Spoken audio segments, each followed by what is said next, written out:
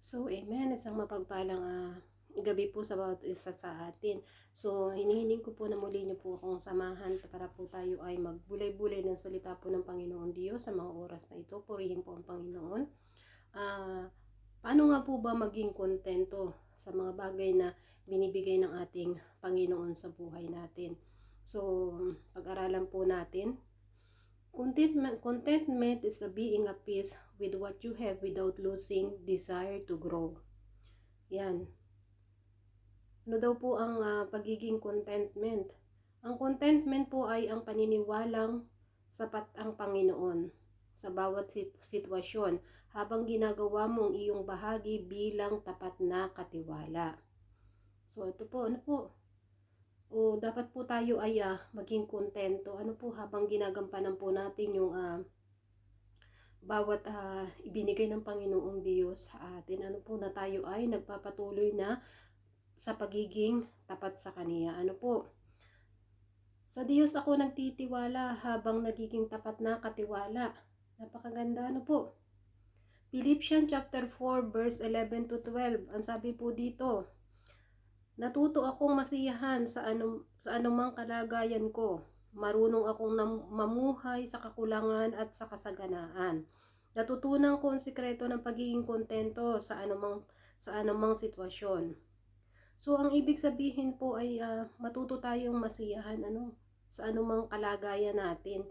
Kung ang atin mang pamumuhay ay mahirap, o tayo man ay magkaroon ng kasaganaan, dapat tayo ay maging kontento. Yun daw po yung sekreto sa kung paano tayo haharap sa sitwasyon sa kabila ng ating pinagdadaanan sa ating buhay. Kung tayo ay naghihirap, o tayo ay dumaranas ng kasaganaan. Yan po, At ito po ay sinulat ni Apostol Paul habang po siya ay nasa piitan. Alam naman po natin na kung ano po ang naging dahilan kung bakit po nakulong si Apostol Paul. Yun po ay dahil po sa pangangaral niya ng salita ng Panginoong Diyos. At ito po ay kanyang isinulat. Ito po ay ating matatagpuan sa Pilipos at sa mga gawa 16. So ayan po, tingnan na lang po natin kung gusto po nating maunawaan. Philippians chapter 4 verse 13. Kaya kong harapin ang kahit anong kalagayan sa pamamagitan ng tulong ni Kristo na nagpapatatag sa akin. Amen. So ayan po, siya po ay walang ibang pinagkatiwalaan kung hindi po ang Panginoong Diyos. Sa kabila ng po siya ay nasa piitan, siya ay patuloy na nagtiwala sa Panginoon, sa magagawa ng Panginoon sa buhay niya. Ito po ay kanyang ipinagkatiwala ng buong puso. Hindi po siya nagduda sa ating Panginoong Diyos. Sapagkat ito nga po yung nagpapatatag sa kanya. Contentment without stewardship, magiging tamad and complacent. Stewardship without contentment, magiging restless and never satisfied. Yan, tayo po ay hindi mapapakali, or tayo ay hindi makukontento. Yan, hindi po tayo magiging satisfied, kung tayo ay hindi marunong makontento sa mga bagay na mayroon tayo. At ito po ay malalaman mo kung kontento ka kapag may kapayapaan ka sa puso mo, habang nagiging tapat ka sa pinagkatiwala ng Diyos sa iyo. Yan, malalaman po natin na tayo ay kontento kapag nakakaramdam po tayo ng kapayapaan mula po sa ating puso. Doon po habang tayo po ay pinagkakatiwala ng Panginoon Diyos sa atin yung mga bagay. First Timoteo chapter 6 verse 6 to 8. Kung sa bagay daig pa ng taong namumuhay ng banal at kontento na sa kalagayan ang mayaman. Ang totoo, wala naman tayong dinala. Wala naman tayong dinala sa mundong ito at wala rin naman tayong madadala pag alis dito. Kaya kung mayroon tayong pagkain at pananamit, dapat tayong makontento. Yan ang sabi po dito. Tayo po ay walang dinala nang tayo po ay likhain ng Diyos. Wala tayong dinala sa mundong ito at tayo po ay aalis din na wala rin po tayong madadala.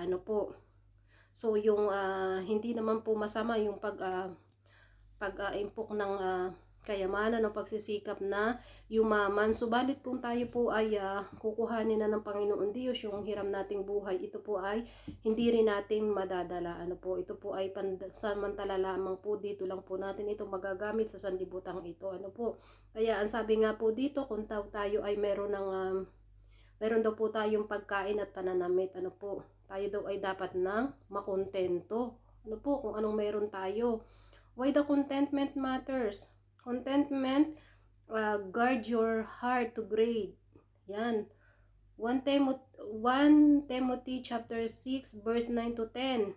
Ang pagnanais na yumaman ay nahuhulog sa tukso at sa bitag at sa maraming walang kabuluhan at nakapipinsalang pagnanasa na naglulubog sa mga tao sa kapahamakan at pagkawasak, sapagkat ang pag-ibig sa salapi ang ugat ng lahat ng uri ng kasamaan. At dahil sa paghahangad nito, ang ilan ay naligaw, palayo sa pananampalataya at tinusok ang kanilang sarili ng maraming pasakit. So wag po natin itong mahayaan na mangyari sa buhay natin. Sapagkat ang sabi nga po dito, ito po ay isang bitag at ito po ay nagdudulot ng maraming kaguluhan at kapinsalaan sa buhay ng isang tao. Kung ikaw po ay nagnanais na yumaman, sapagkat ang sabi nga po dito, sapagkat ang pag-ibig sa salapi ang ugat ng uri ng kasamaan. Kaya wag po nating kontrolin po natin ang pera. Wag natin nahayaan na ang pera ang magkontrol sa ating mga puso at isipan. At ito po ay nagdudulot nga daw po ng pagkaligaw po at paglayo sa ating pananampalataya. Syempre, hindi nyo naman po pwedeng ibigin ang salapi at ang paglilingkod sa Diyos. Syempre po, kakabigin nyo yung isa at itatapon nyo ang isa. Yun, hindi naman po talaga masama yung pera. Ang problema po dito ay yung kapag ang puso mo ang nabalot ng kasakiman. Yan.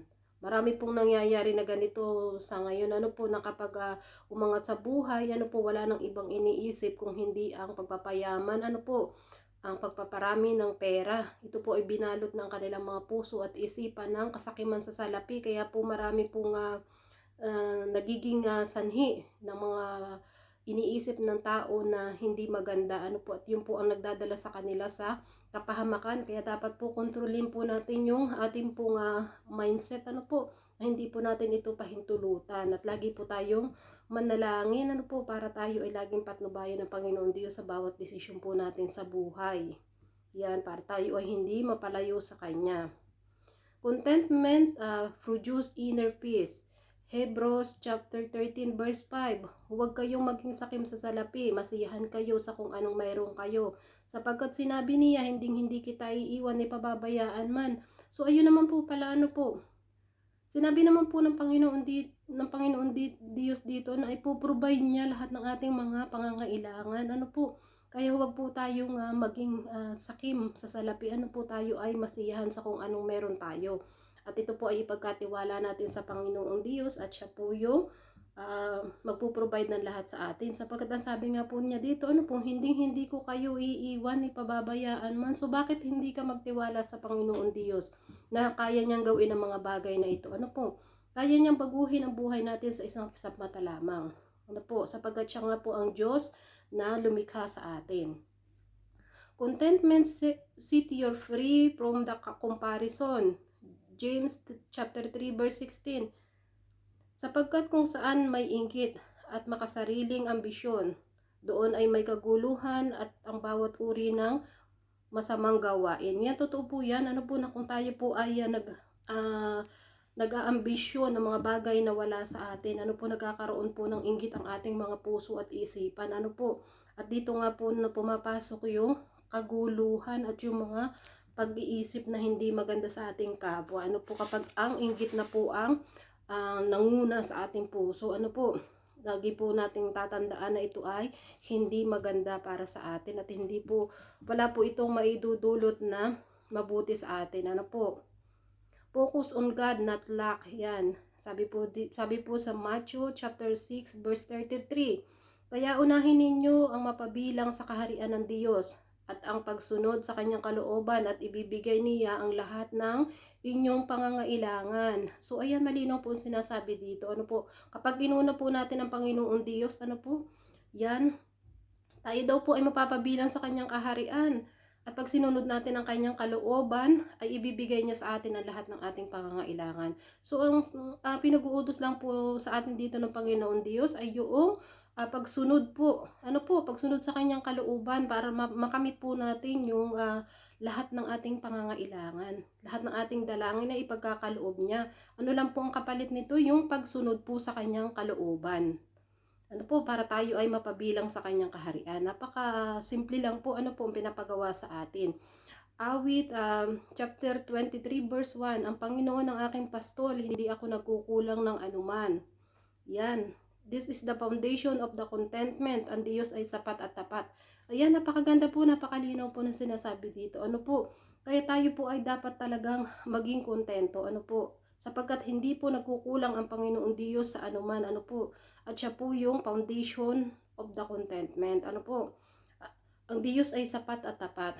So ayan, hindi po nagbabago ang kanyang mga pangako sa atin. Ano po, nais lang po ng Panginoon Diyos ay ang pagsunod mula po sa atin. Ano po, kaya yan, patuloy lang po tayo na maglingkod. Ano po, at gawin natin lagi yung kalooban ng Panginoon Diyos sa ating buhay. So ayan lamang po, maraming po salamat at nawa po sa mga oras na ito meron kayong natutunan. Ingat po lagi and God bless. At lagi po natin tandaan, mahal ka ng Panginoon Diyos. Amen.